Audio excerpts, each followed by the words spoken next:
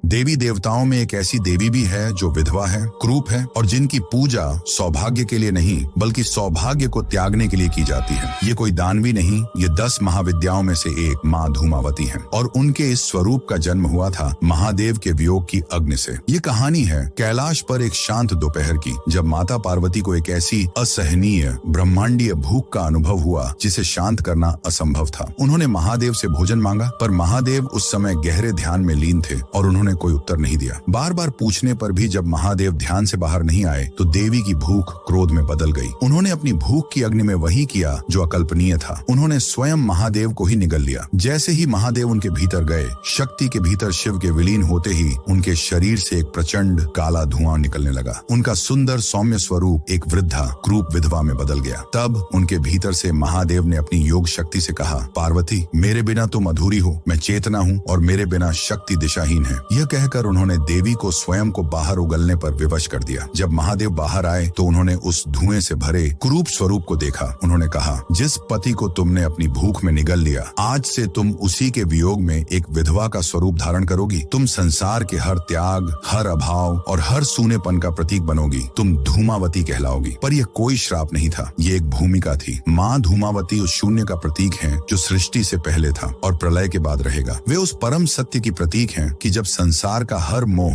हर बंधन, हर सौंदर्य नष्ट हो जाता है, तब भी चेतना अकेली रह जाती है। वे हमें सिखाती हैं कि सबसे गहरे दुहक और हानि में भी एक दिव्य शक्ति छिपी होती है, वैराग्य की शक्ति। उनकी पूजा धन या सौंदर्य के लिए नहीं बल्कि हर बंधन से मुक्त होने के लिए की जाती है। उस आदि शक्ति के हर स्वरूप के सम्मान में, चाहे वह सौम्य हो या प्रचंड, कमेंट्स में जय माता दी अवश्य लिखें।